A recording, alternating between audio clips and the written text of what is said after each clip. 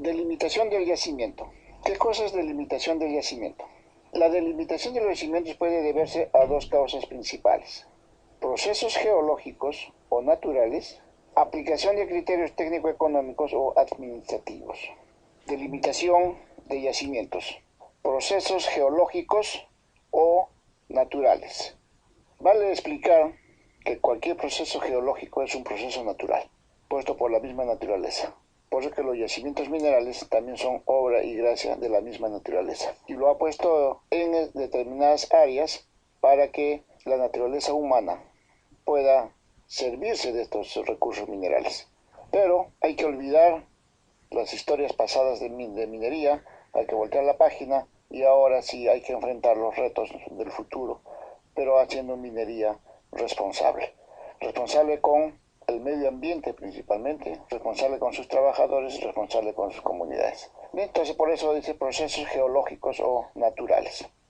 Acuñamiento sencillo o complejo del depósito al variar las condiciones durante la sedimentación o el proceso de metalización. En la diapositiva estamos viendo en los cuadros de la derecha, entonces cada uno de los procesos que se están explicando. Entonces, acuñamiento sencillo o complejo del depósito al variar las condiciones durante la sedimentación o el proceso de metalización. Entonces, acuñamiento sencillo, ¿no? Cuando la estructura mineralizada, cuando inicia una potencia considerable y poco a poco va perdiendo y terminando en una punta de lanza.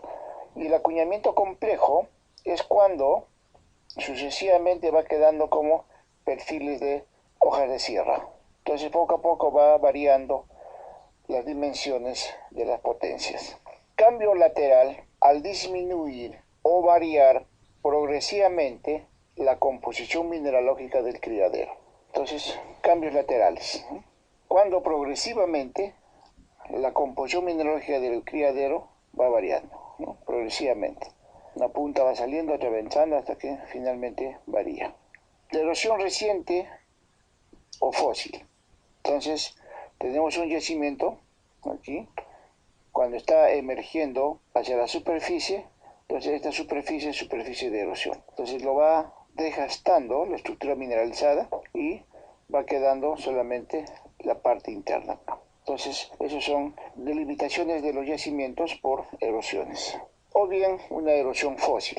Es decir que en algún momento del tiempo geológico ocurrió un evento erosivo, pero luego ha habido sucesivos eventos de sedimentación y que han cubierto totalmente la estructura mineralizada. Entonces a eso se denomina erosión fósil. Fallas y fracturas. Entonces, si bien es cierto, las fallas y fracturas son estructuras que favorecen el desplazamiento de los fluidos hidrotermales. Pero también es cierto que en algún momento van a actuar como barreras a ese fluido hidrotermal. Entonces, migran por un lado, rellenan la estructura mineralizada, chocan a un límite y queda definido la limitación. Entonces tenemos por eso el gráfico aquí, una estructura mineralizada que está rellenando lo que ya existió una fractura o falla preexistente, después ha sido mineralizado, pero posteriormente está sido cortado por unas fallas transversales, y esas fallas transversales van a servir de barrera impermeable para que el fluido no continúe hacia adelante, sino que quede plasmado acá. Y eso va a marcar el límite de esa estructura mineralizada. Por intrusiones magmáticas o diapíricas. Entonces son las intrusiones. El cuerpo mineralizado hasta esta zona, hacia la izquierda, pero ha habido eventos magmáticos posteriores a esa mineralización. Entonces, en el momento que ha habido el tectonismo, entonces ha cortado la estructura mineralizada y ahí ha emplazado los flujos magmáticos para dar lugar a cuerpos intrusivos. Estos cuerpos intrusivos, como son postmineral, entonces van a delimitar la estructura mineralizada solamente hasta ese punto, hasta ese aspecto, nada más. De ahí acá mineral y de acá roca. Entonces no tenemos más que variar allá. Continuamos con el proceso de las delimitaciones de los yacimientos. El otro problema para delimitar yacimientos es los criterios administrativos. Límite de propiedad del terreno. Sustancias de la tercera categoría de minas, rocas de aplicación en general. ¿Ya? Entonces, límite de propiedad del terreno. Límite de las concesiones mineras. Sustancias de la primera y segunda categoría de minas, metales en general y metales industriales. Entonces, los criterios administrativos también son parte importante para definir qué área es la que solamente está permitido para que trabaje la actividad minera. Y en ese aspecto son dos puntos. Uno es el límite de la propiedad del terreno. O sea, hasta dónde se ha negociado el terreno superficial. Como sabemos, la Ley General de Minería en el Perú diferencia dos estratos en las concesiones mineras. La parte superior es propiedad particular o propiedad comunal o propiedad individual de algún miembro que pertenece a esa comunidad. Entonces, esa parte del terreno superficial le pertenece a la comunidad o a uno de ellos. El concesionario no tiene ninguna autoridad sobre ese tipo de terreno. Mediante la concesión minera, el gobierno peruano le concede en concesión el subsuelo, es decir, la parte rocosa o mineralizada que está por debajo de la capa superficial. Entonces al minero solamente le corresponde la parte del subsuelo, o sea, debajo del suelo hacia adentro, lo que quiera. Por ese motivo, para que haga actividad minera, previamente tiene que haber conversado y negociado con los dueños del terreno superficial. Si negocia y alcanza a adquirir todo el terreno de superficie que abarca el área de su concesión, entonces perfecto. Pero si no es así y solamente negocia alguna parte de los terrenos, entonces ese yacimiento está limitado solamente al área que puede trabajar la superficie con autorización de los propietarios. Más allá ya no puede porque genera conflicto. Y la otra determinante para la delimitación de los yacimientos es el área concesionada. Felizmente ahora ya tenemos el auxilio de los equipos sofisticados geodésicos que nos van a permitir ubicar en el terreno, sea cual fuere la geografía del terreno, nos va a permitir ubicar los 4 puntos que van a determinar el área el cual uno ha peticionado al Estado peruano. Entonces, eso está marcando el límite de la propiedad. Y si el yacimiento está abarcando todo ese límite, pues entonces hasta ahí llegó. Si el yacimiento continúa al norte, al sur, al este o al oeste de esa concesión, pues ya no es nuestra. Eso ya pertenece a otros concesionarios. Y con ayuda de los aparatos geodésicos posesionamos exactamente nuestra ubicación y por lo tanto vamos a respetar toda el área vecina. De esa manera vamos a evitar conflictos. Bien, entonces esos son los criterios administrativos que van a limitar las áreas de las concesiones y por lo tanto de los yacimientos. El otro aspecto para la delimitación de yacimientos son los criterios técnicos económicos. Dentro de los criterios técnicos económicos, entonces, potencia mínima explotable, ley de corte, profundidad excesiva en minería subterránea, relación estéril a mineral en minería a cielo abierto, macizos de protección de obras, instalaciones, poblaciones, etc. Entonces, criterios técnico-económicos, potencia mínima explotable. En la evaluación económica hay que tener especial cuidado en determinar hasta dónde vamos a trabajar con determinadas potencias de las estructuras tipo betas y cuál va a ser el ancho mínimo de minado. Porque si las estructuras son pequeñas, necesariamente tenemos que aperturar la labor hacia las dimensiones que van a permitir el acceso normal de las personas con sus herramientas y equipos. Porque pongamos una estructura mineralizada de 20 centímetros. Si trabajamos solamente 20 centímetros, entonces ¿cómo va a entrar el personal? No entra ni de costadito. ¿Cómo va a entrar una carretilla? Menos va a entrar un mediano equipo. Entonces, ese es un gran limitante para el desarrollo de las operaciones mineras. De repente las leyes no permiten ampliar las labores, entonces va a generar excesiva dilución. En ese caso, el yacimiento solamente va a quedar limitado hacia las estructuras que tienen potencias cuya dilución está por encima de la ley de corte. Entonces, ese es un gran limitante en el desarrollo de las estructuras mineras. El otro es la ley de corte, como se enlaza con el anterior. O de repente hay zonas cuya concentración metálica no es tanto y por lo tanto no llega a cubrir lo mínimo exigible para que se constituya como ley de corte, en cuyo caso hay que hacer una minería selectiva y solamente centrarnos donde los valores estén igual o mayor a la ley de corte. Y lo demás, entonces, desgraciadamente, tenemos que dejarlo. Entonces, estas consideraciones técnicas hacen que los yacimientos se vayan ya delimitando a determinados aspectos. Nada más. Profundidad excesiva en minerías subterráneas. A veces ya los accesos son muy complicados o demoran mucho tiempo o dada la profundidad ya no es posible llevar la ventilación adecuada. Entonces son criterios de orden técnico.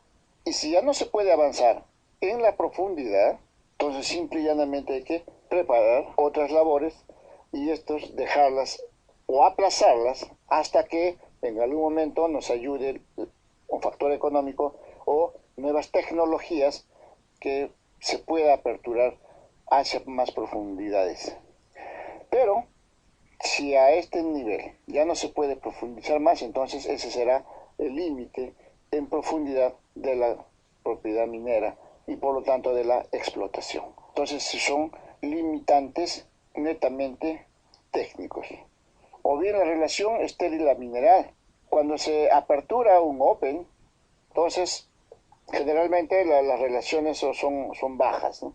Generalmente son de 1 a 10, o sea, 1 de estéril por 10 de minerales, ¿no? Pero conforme se va profundizando, entonces hay que aperturar en mayor área para que los taludes se vayan formando y se vaya llegando a la estructura mineralizada en la profundidad. Si se quiere seguir profundizando, entonces desde la superficie hay que ampliar los cortes, hay que ampliar todos los cortes para que se pueda llegar al nivel inferior en condiciones de estabilidad normal de roca. Pero si ya esa relación del desbroce a mineral excede los límites económicos, entonces ya no es rentable esa operación. O se paraliza o se empieza a pensar en trabajos de metodología subterránea. Pero de todas maneras ya es un condicionante técnico para que se vaya marcando un límite a esa propiedad y a esa explotación. ¿Okay? Entonces, o los macizos de protección de obras, instalaciones, poblaciones, etcétera, ¿no? Cuando ya estamos muy cerca a un centro poblado, entonces la operación minera lógicamente tiene que restringirse, salvo que se negocie con esas poblaciones y sean reubicadas en otras áreas, en mejores condiciones, mejor planificadas, en fin. Entonces, pero eso ya son políticas de cada empresa y sus negociaciones, ¿no? Pero se está viendo actualmente ejemplos de que se está pensando seriamente en reubicar a esas poblaciones, porque los yacimientos mineros, con las tecnologías que se tenían hace 20 o 30 años atrás, entonces solamente habían delimitado determinada área. Y en los alrededores, que supuestamente la mineralización estaba por debajo de la ley de corte, entonces ya no interesaba a la empresa, ahí se diseñaban las construcciones de las poblaciones y las infraestructuras. pero ahora con la tecnología moderna, entonces se ha permitido bajar costos. Por lo tanto, lo que antes se considera ley de corte, ahora la ley de corte es mucho menor y se hace económico ese trabajo de esos yacimientos aledaños. Pero sobre esos yacimientos se han construido las viviendas. Entonces, se está pensando ahora seriamente reubicar todas esas comunidades. Es posible hacerlo, por supuesto, si se les dota de mejores condiciones, mejor trazado de las calles, mejor infraestructura vial, instalaciones básicas como agua, desagüe, luz, con todas las comodidades del caso. Entonces creo que no hay ningún problema. Las comunidades pueden entender esto porque va a ser en beneficio de ellos, van a tener mejores condiciones de vida y lógicamente la empresa minera va a ganar porque va a ampliar su radio de actividad hacia las zonas laterales que antes no era considerado económicamente rentable, ¿no? Entonces hay que delimitar las áreas y sirva de ejemplo para las futuras operaciones que se van a aperturar, que se tenga especial cuidado en el diseño de la infraestructura habitacional, que sea un poco alejado de las operaciones mineras. ¿Bien? Entonces, seguimos con el tema de la delimitación de yacimientos. La delimitación del yacimiento puede hacerse en plantas y perfiles, es decir, tanto en representaciones horizontales como verticales. Entre las líneas límites más frecuentes se encuentran las siguientes. Entonces, ya estamos explicando que las delimitaciones pueden ser o en la horizontal, en cuyo caso es un plano en planta, o en la vertical, en cuyo caso son planos en perfiles transversales o verticales longitudinales, ¿no? Pero entre las líneas límites más frecuentes se encuentran las siguientes. Línea límite natural del criadero o depósito mineral. Entonces, el mismo yacimiento tiene ya sus propias medidas. Todo yacimiento es una representación espacial en 3 dimensiones. Entonces, el mismo yacimiento ya tiene su inicio y su final, ya tiene su espesor y ya tiene su profundidad. Entonces, son límites naturales que el mismo yacimiento ya está instalado de esa manera. Entonces, ahí ya no hay más que hacer, solamente trabajar esas medidas. Entonces, esos son sus límites normales, naturales del yacimiento. Línea límite de ley nula de un elemento útil. Une los puntos de potencia cero de este elemento. Un yacimiento mineral es una concentración de metales. Esa concentración de metales, medido en la unidad de peso, es lo que nos da la ley del mineral.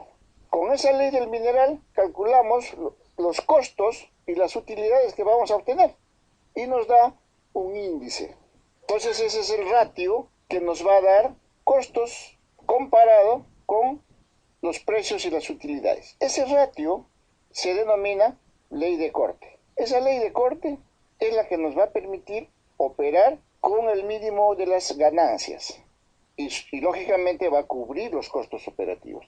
Entonces el limitante económico en este caso es la ley de corte. Calculamos costos, calculamos precios, calculamos ganancias y sacamos un ratio. El yacimiento tenemos que trabajarlo con una calidad igual o mayor al ratio de la ley de corte. Entonces ya estamos fijándonos una limitante económica del yacimiento. Entonces, áreas del yacimiento que tienen menor que el ratio de la ley de corte, entonces queda separado. Y zonas que tienen igual o mayor a la ley de corte, entonces quedan incorporadas al sistema de reservas. Cuando se llega a los límites, entonces, entre la mineralización y las rocas cajas estériles, entonces lógicamente hay un límite natural ahí. Entonces solamente vamos a concentrar nuestra actividad a explotar la estructura mineralizada que tiene las características de la ley de corte. ¿Vean? El otro límite es la potencia mínima. Uno de los puntos que tienen potencia mínima explotable según el método de explotación previsto. La potencia mínima del yacimiento. Hay que tener cuidado con los factores de dilución. Dilución, en el término geológico minero, significa la mezcla del mineral con partes de la roca caja estéril que lo está albergando. Es muy diferente el término dilución en el aspecto químico, ¿no? Diluir significa disolver una masa en un cuerpo líquido. Eso no, repito, en el ámbito geológico minero, dilución significa que estamos incorporando parte de la masa rocosa sin valores al mineral. Eso está significando aumentar el tonelaje, correcto, pero estamos disminuyendo la ley. Entonces hay que calcular que cuando incorporamos roca sin ningún valor, ¿hasta cuánto nos va a disminuir la ley? Si esa disminución de la ley está igualando o está por encima del cálculo de la ley de corte, entonces esa dilución es viable. Pero si al mezclar roca sin valores o roca estéril lo incorporamos al mineral y de repente nos va a bajar por debajo del ratio de la ley de corte, entonces eso ya no es permisible. Hay que delimitar y ir separando esas partes que no son económicas.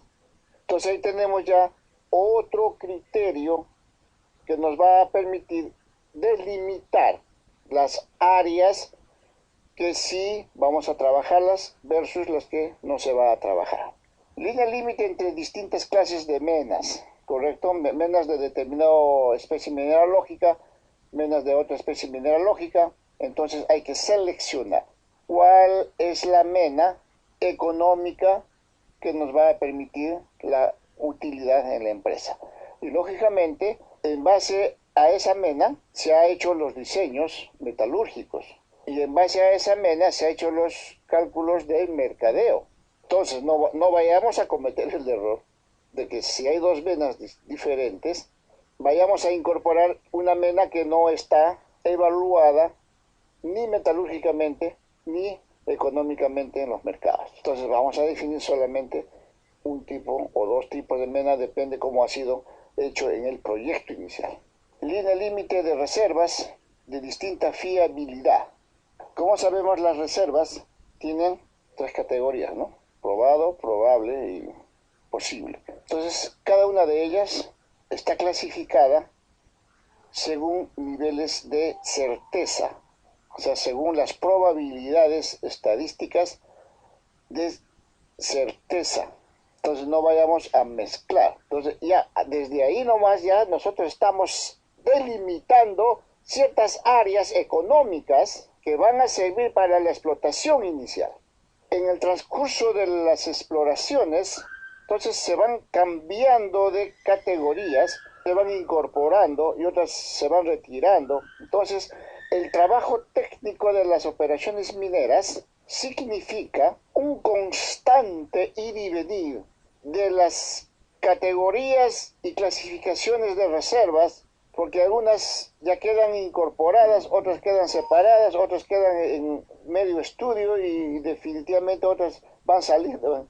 Entonces, desde el comienzo de las operaciones hay una limitación estricta de las zonas a minar y las zonas que van quedando para futuros estudios. Si bien es cierto, tenemos todo el yacimiento, ok, pero no todo de repente es económico. Entonces tenemos que ir diferenciando por etapas. Tampoco nos vamos a pensar que desde los primeros inicios de los trabajos exploratorios ya vamos a dominar todo el yacimiento. No es así. Solamente los preliminares exploratorios nos van a permitir clasificar reservas de una porción de ese yacimiento para en base a eso hacer los proyectos y lanzarnos para las operaciones. Pero con la condición de que van paralelo al trabajo de las operaciones, se va a continuar el trabajo de las exploraciones para ir incorporando reservas, para que de los recursos se vaya poco a poco y por bloques, paulatinamente, los recursos se vayan transformando a reservas. Y ampliar los radios de actividades para que se vaya incorporando más recursos. Entonces, esa es la dinámica empresarial de la actividad minera. Línea límite entre dominios mineros distintos, lógico, lógico. Nosotros tenemos una concesión, esa concesión tiene un área. No podemos, bajo ningún concepto, internarnos en las áreas vecinas, porque las colindancias ya están establecidas. Felizmente ahora ya tenemos el apoyo de los equipos geodésicos. Entonces ya podemos marcar exactamente cuál es nuestro límite, dónde termina el nuestro y dónde comienza el vecino. Entonces tenemos que respetar el ambiente minero. Los empresarios mineros estamos imbuidos de valores, principalmente valores éticos, valores morales y valores sociales ambientales. Entonces, dentro de estos valores éticos y morales, significa que vamos a respetar las propiedades ajenas. Eso debe quedar bien marcado y recalcado. Contornos interior y exterior de un criadero o depósito mineral. ¿Sí? Eso ya lo está fijando la misma naturaleza del criadero o del yacimiento. Delimitación de yacimientos. Igualmente, el contorno exterior se ubica fuera del contorno interno y se obtiene de acuerdo con los métodos de interpolación y extrapolación. Entonces ya tenemos dos contornos, contorno interno y contorno externo. Cuando es el contorno interno, estamos trabajando dentro de la concesión y de la estructura mineralizada. Contorno externo, entonces estamos dentro de la concesión, pero explorando fuera del contexto de la estructura mineralizada. Entonces eso nos va a permitir extrapolar valores para saber exactamente cuál es el límite real del yacimiento. La interpolación consiste en suponer que las leyes o potencias entre los puntos y datos, sondeos o calicatas varían de forma regular. Mediante la extrapolación se calcula el valor de un parámetro, puede ser potencia y ley, fuera del punto en que ha sido medido. Entonces vamos viendo cómo estamos relacionándonos con el entorno a la estructura mineralizada. Lo ideal es solamente trabajar la estructura mineralizada, pero en determinado momento tenemos que trabajar los exteriores, los contornos externos. Entonces tenemos que conocer hasta dónde nos va a afectar ese trabajo de incorporar estériles. Y también vamos sacando la información necesaria para el estudio geomecánico, porque obligatoriamente tenemos que trabajar las partes laterales para diseñar los bancos de acceso y de explotación en un open pit. Existen dos clases de extrapolación. Extrapolación limitada, si externamente al contorno interno existen puntos o datos que no han cortado la mineralización en condiciones de explotabilidad. En muchos casos ha ocurrido este fenómeno de que en la superficie, mediante la cartografía de superficie y la geoquímica de superficie, entonces hemos delimitado un área donde está enclavado exactamente la estructura mineralizada. Pero cuando se empieza a hacer los sondajes en áreas externas a la estructura, entonces hay ramales en la vertical que están intersectando, que están intersectados por los sondajes. Y en algunos casos ha permitido ampliar el área de actividad, pero ya en profundidad. Hacia arriba, hacia superficie está limitado, pero conforme va profundizando, va ampliando, va ensanchando. Entonces hay que ver cuánto nos va a permitir trabajar las áreas estériles desde la parte superior hasta cortar la mineralización en la vertical. Entonces eso llamamos extrapolación limitada. Extrapolación ilimitada, si externamente al contorno interno no existen puntos o datos. Entonces, las líneas de los yacimientos se pueden construir a partir de observaciones directas o inmediatas, por extrapolación limitada, por extrapolación ilimitada, por geoestadística y CRIGEI, por el método del inverso de la distancia. Entonces son técnicas apropiadas, algunas directas, otras apoyándonos en las herramientas matemáticas y estadísticas. Entonces se puede fácilmente llegar a unas líneas de los yacimientos para definir exactamente qué área y por lo tanto qué volumen y por consiguiente qué tonelaje es lo que realmente vamos a explotar. Y en ayuda de todos estos, entonces también existe la matemática, ¿no? Entonces, la geoestadística y el CRIGEI es una herramienta moderna de análisis y decisiones para la evaluación y cálculo de reservas en un yacimiento mineral. Incluso tiene un nivel de certeza y precisión superior al método del inverso de la distancia. Entonces ahora se está centrando las actividades mineras en capacitar todo lo posible a su personal dedicado a la evaluación de los recursos reservas para que disminuya los niveles de errores y vaya aumentando los niveles estadísticos de confianza para que se aproxime lo más real y objetivo que tiene la naturaleza en el yacimiento. Anteriormente siempre se decía que un yacimiento nunca se lo lleva a conocer realmente. Solamente se llega a conocer cuando de ese yacimiento se explotaba la última tonelada. Recién ahí se podía saber cuántas toneladas y de qué ley ha tenido ese yacimiento, cuando ya se agotó. Ahora hay que revertir esa situación, ¿cierto? Entonces debemos de anticiparnos y debemos de proyectarnos y decir con cierto nivel de certeza, este yacimiento tiene tantas toneladas de tanta ley. Hacia eso es la tendencia. Por eso que cada vez se ajusta mucho más las teorías geoestadísticas y del CRIGEI a la evaluación de reservas. Entonces, bienvenidos esos cursos de geoestadística, porque ese está marcando la pauta del futuro. Y los profesionales dedicados a la evaluación de yacimientos tienen que estar familiarizados con estas herramientas matemáticas de la geoestadística, porque esa es la herramienta matemática actual y futura. El contorno externo e interno de un yacimiento. Entonces, contorno interno, la línea que está enlazando a los puntos de color oscuro. Contorno interno. Contorno externo, ¿no? Todo lo que está en la periferia del yacimiento. A pesar de eso, la empresa ha organizado sondajes fuera del contorno interno, la parte externa, aún a sabiendas de que puedes trabajar en estériles.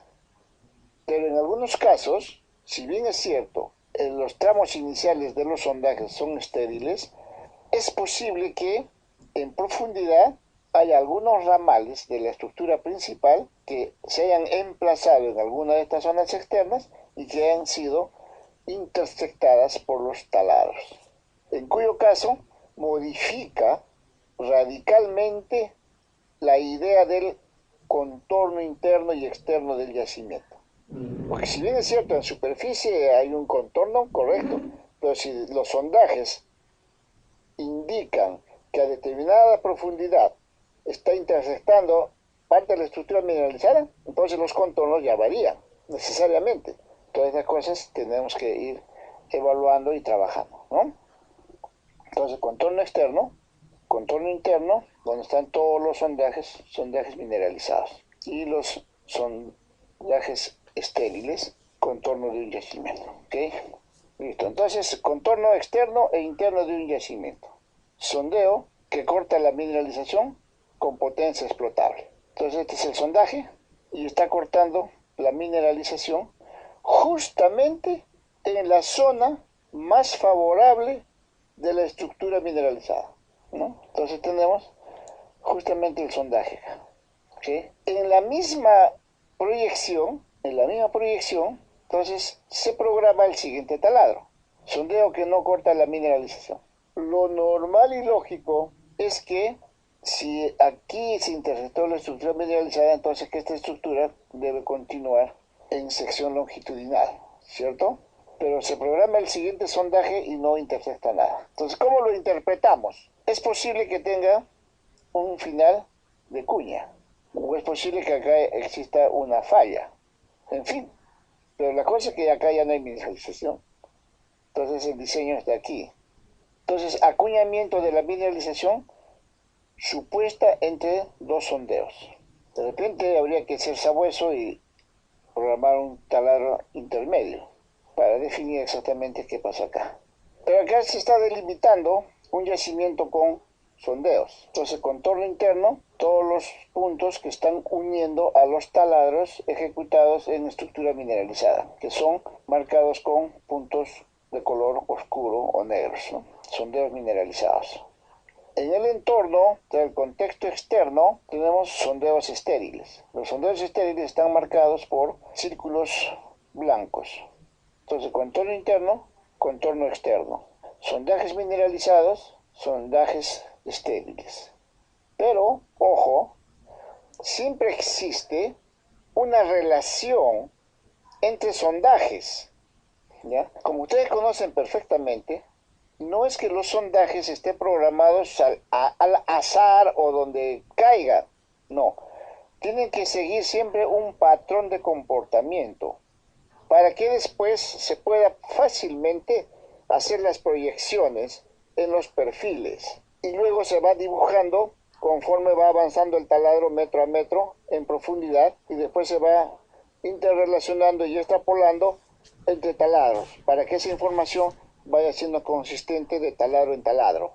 Por eso es que si se programa taladros en la parte externa, correcto, pero hay que tener especial cuidado para que se puedan relacionar estos taladros externos con los taladros internos y ver cómo es el comportamiento en profundidad.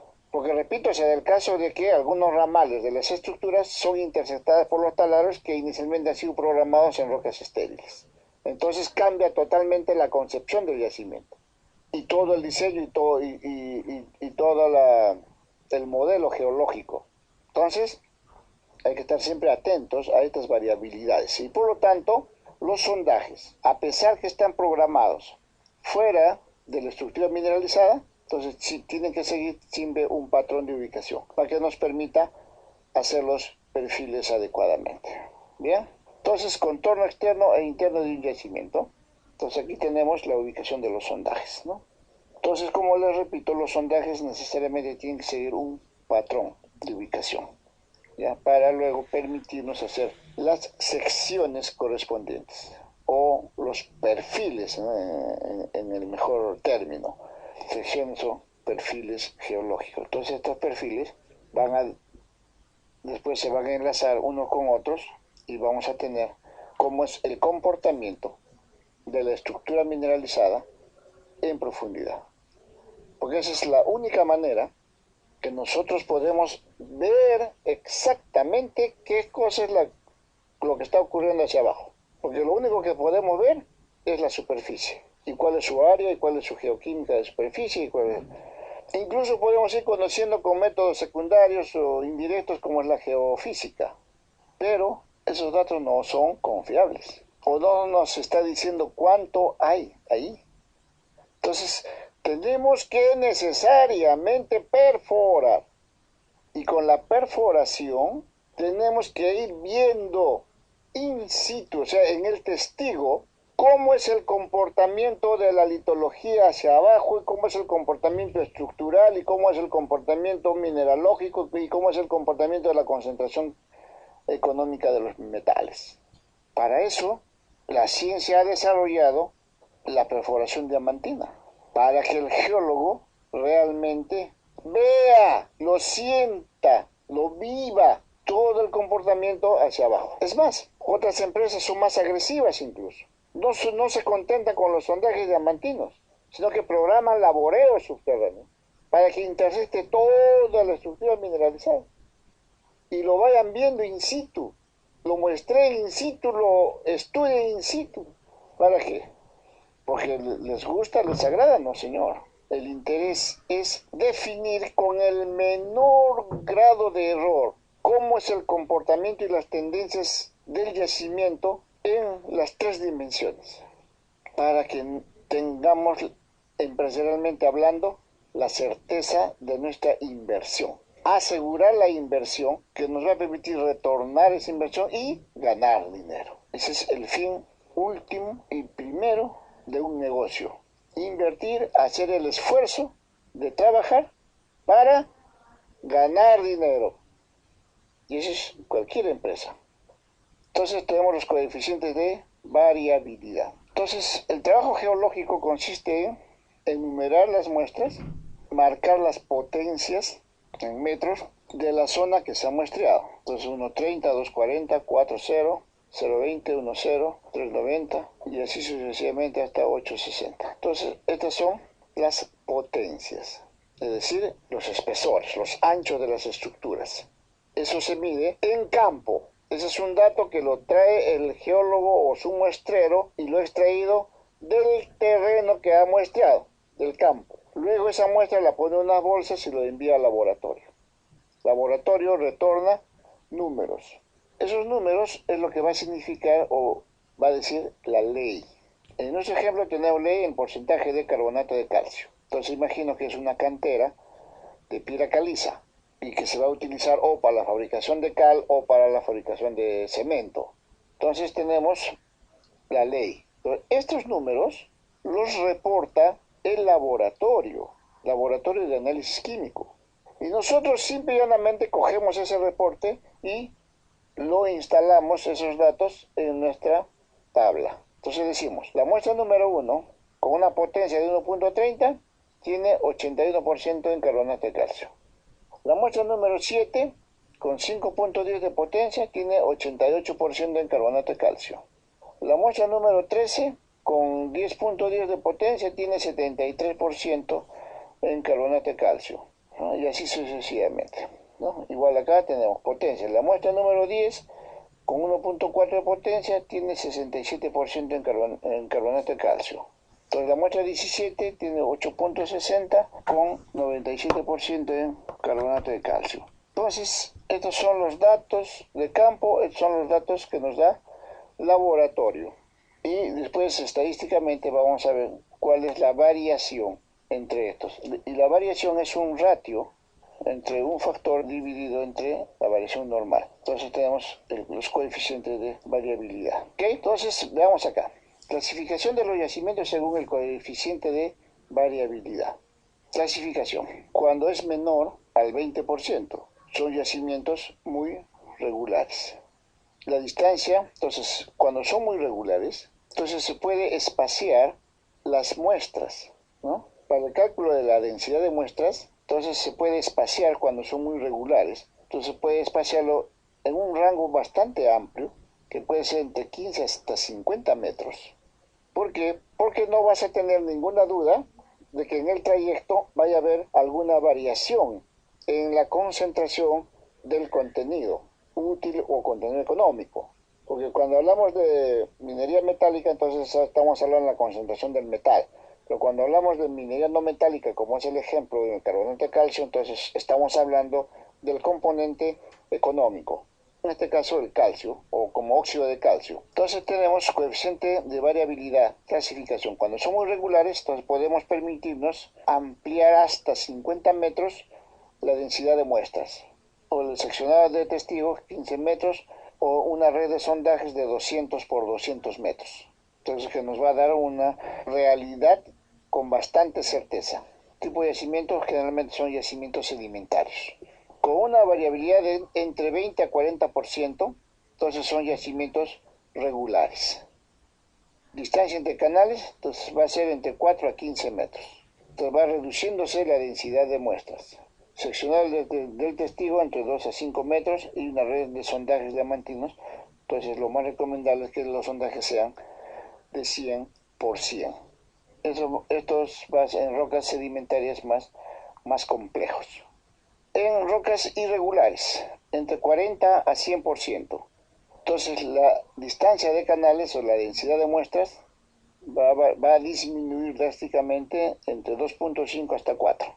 El seccional del testigo de 1 a 2. Si se hace un programa de sondajes, entonces debe ajustarse la malla a 50 por 50.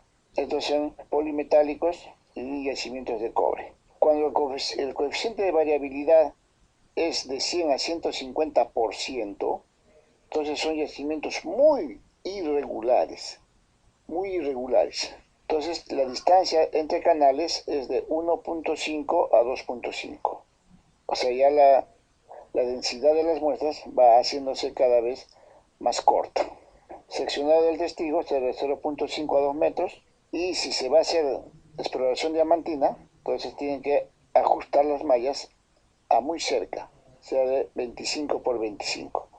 Generalmente yacimientos tipo estaño y oro. Cuando el yacimiento es mayor a 150% su coeficiente de variabilidad, entonces se clasifica como un yacimiento extremadamente irregular. Entonces, si se va a tomar muestras en este tipo de yacimientos, la densidad de malla de muestreo es cada metro, o máximo 1,50 m. La sección del testigo es de 1 a medio metro nada más. La red de sondaje no es determinado. Entonces hay que ser o 25 por 25 o menos para ver cómo es esta variabilidad, porque es un yacimiento muy extraño. Entonces esto ocurre en yacimientos de oro, platino, generalmente, ¿no? En oro sí, sea cual fuere el coeficiente de variabilidad en oro, obligatoriamente la densidad de malla tiene que ser al metro, porque el efecto pepita es muy considerable en este tipo de yacimientos auríferos. Entonces hay que tener especial cuidado cuando tenemos frente una estructura filoniana de oro, porque en cualquier momento el efecto pepita puede tener o puede ocasionar un sesgo importante en los datos del muestreo. Por eso que tenemos en oro platino, hay que ajustar la densidad de muestreos, y lógicamente para un programa de exploración diamantina hay que tener especial cuidado. Hay que ajustar la malla 25 por 25 o, en algún caso, algunos taladros intermedios de comprobación. Entonces, acá en la gráfica nos está mostrando una parte de un sondaje diamantino con el oro que está rellenando microfracturas. Lo demás son alteraciones silícicas, pero vemos el oro nativo en microfracturas. Bien, entonces vamos a conversar sobre algunos programas de exploraciones exitosas que están viendo en el Brasil. Entonces, investigaciones altamente rentables o altamente beneficiosas económicas. Hay unas regiones con excelente potencial. En los Tapajos, ¿no? Entonces son provincias auríferas relacionadas a oro en placeres, donde se ha estimado una producción entre los 20 a 30 millones de onzas, ¿no?, obtenidas del lecho de los ríos, y solamente entre los años 78, de 1978 a 1995. Toda esta explotación ha sido realizada por minería artesanal, ¿no? Son pequeños mineros artesanales que están distribuidos a lo largo del lecho de ríos, ¿no?, para explotar oro en placeres y con un alto rendimiento económico. Toda esta zona tiene una experiencia de explotación de más de 150 años, donde se descubrió el depósito denominado Tocantinzinho con 2.5 millones de onzas. Ahora es propiedad de El Dorado Gold, y El Dorado Gold ha logrado descubrir en 7 años 4.2 millones de onzas. Estas dos regiones en el Brasil son muy prometedoras y actualmente en trabajos a nivel artesanal, o sea, con artesanos, pero que cada artesano está rindiendo una producción muy importante, ¿no? Dentro de esos hay unos proyectos, entonces, que se están considerando y que tienen un futuro prometedor. Por ejemplo, en el proyecto Cuiú, de 1.3 millones de onzas de reservas, de las cuales son 100.000 onzas indicadas, más 1.2 millones de onzas inferidas. Todo esto con un programa de sondajes en 2 etapas. Igualmente el Coringa tiene a la fecha 370.000 onzas de oro, Las reservas indicadas indican 270.000 onzas y 100.000 onzas inferidas. Todo esto conseguido con 3 campañas de sondajes diamantinos. La Newmont, también que está haciendo presencia en el Brasil, entonces ahora tiene en propiedad aquí el 2.5% de las acciones y Kinross tiene el 1%. Entonces se están posicionando muy fuertemente con algo más de 10 millones en beneficio económico. Entonces estamos viendo que toda esta zona del Brasil tiene un potencial aurífero, y no solamente en los lechos de los ríos, o sea, no solamente en los glaciares, sino que también se está explorando y se está viendo cuál es el origen de ese oro y se está remontando a sus orígenes, es decir, a las montañas cercanas o nacientes de los ríos, para que ahí se centre ya los trabajos de exploración y futuros trabajos de producción de oro. Pero a raíz de todos estos datos que están explotando ese oro en los lechos de los ríos, significa que por ahí cercano tenemos yacimientos auríferos de mucha importancia.